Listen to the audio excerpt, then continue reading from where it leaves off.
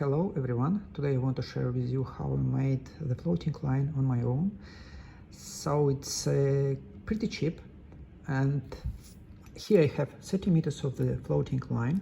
For that I bought this transparent PVC pipe, and first of all you need to thread this line inside of the pipe.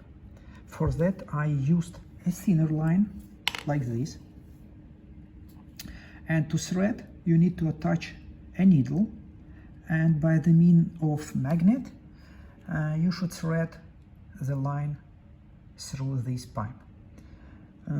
After that you need to have like two swivels like that.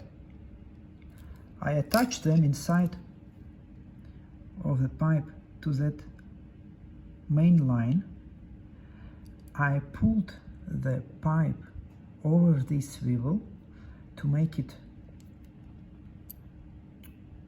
watertight, and I fixed with a thinner line, thinner thread over this swivel, and to make it more durable and resistant to wear, I covered it with glue.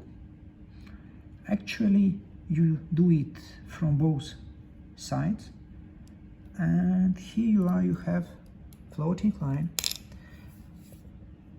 Pretty cheap, and really I like it.